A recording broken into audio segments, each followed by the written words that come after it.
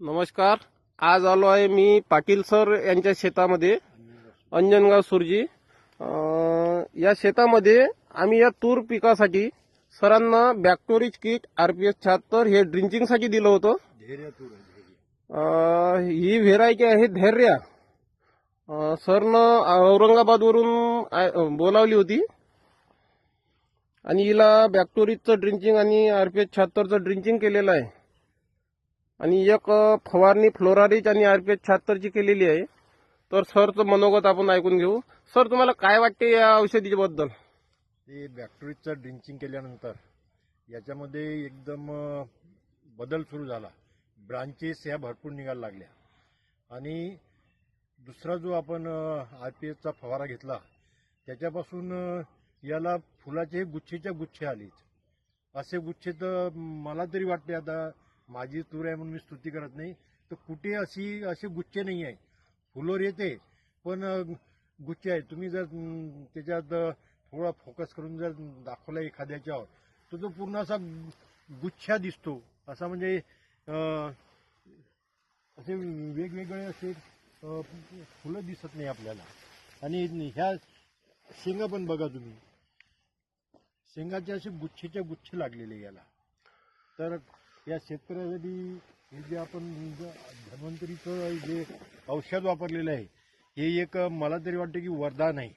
आणि शेतकऱ्यांनी याच्या जागृत होऊन हे रासायनिक खतापेक्षा आणि औषधापेक्षा कमी पैशात, म्हणजे अर्ध्या पैशात होणारा खर्च आहे. हा शेतकरी वाचतो, उत्पादनामध्ये वाढ होते. तरी आता शेतकऱ्यांना कुठेतरी हे जागृत होऊन हे जे धन्वंतरी सारखे जे औषध आहे हे वापरायला पाहिजे असं माझं मत आहे. आणि तुम्हाला काही शंका कुशंका असल्या तर माझ्या शेतात येऊन तुम्ही केव्हाही पाहू शकता. आणि याचं म्हणजे शेंगीचं वैशिष्ट्य आहे की 6 दाण्याची आणि 5 दाण्याची शेंग आहे. ह्या ज्या शेंगा आहेत ह्या 5-5, 6-6 दाण्याच्या शेंगा आहेत. का सांगितलं तर हे खरं वाटत नाही, पण ही वस्तू तिथे आहे. आता याला 5 दाणे आहेत. हो, हे बघा, हे इथं 5 आहे. 5-5 दाण्याच्या शेंगाच्या 5-6 हे पण बघा, याला पण 5 दाणे आहेत. म्हणजे ही व्हेरायटी मी मराठवाड्यातून आणली होती. सर, प्रत्येक शेतकऱ्याने वापरावं असं? बिलकुल बिलकुल. शेतकऱ्याचं बघा, आपली शेंग 3 दाण्याची राहते, ही 5 दाण्याची आहे. म्हणजे दीड उत्पादन आजच वाढणार आहे. हो, दीड उत्पादन. हे आमचे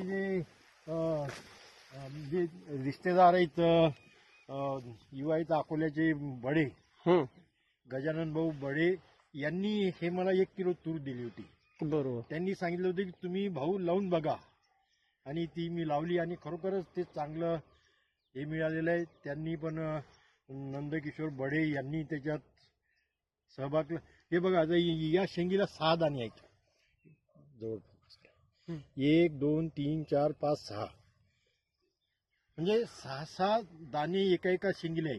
आणि बाकी जर तुम्ही पाहिली आपली तूर तर 3 दाणे, 4 दाणे जास्तीत जास्त.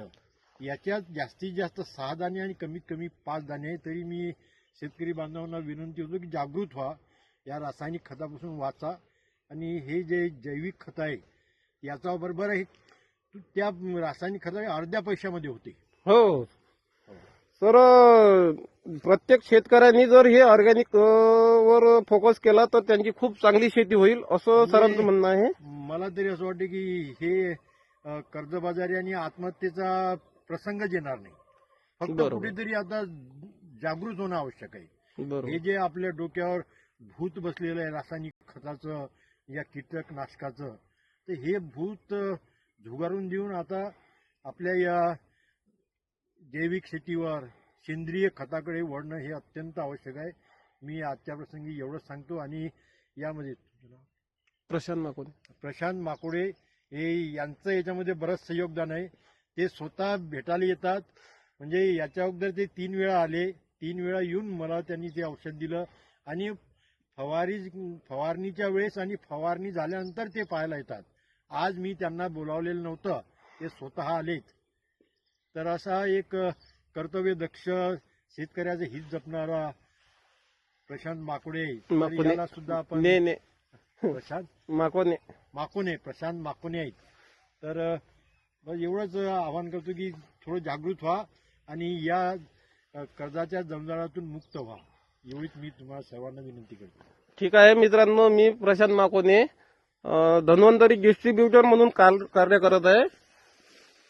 या सरांना मी या तुरीसाठी जो आपला हा आरपीएचचा आणि बॅक्टोरीजचा जो ड्रिंचिंग दिलं होतं, तर त्यामुळे यांची तूर खूप जमलेली आहे. तरी सर खूप समाधानी आहेत. धन्यवाद.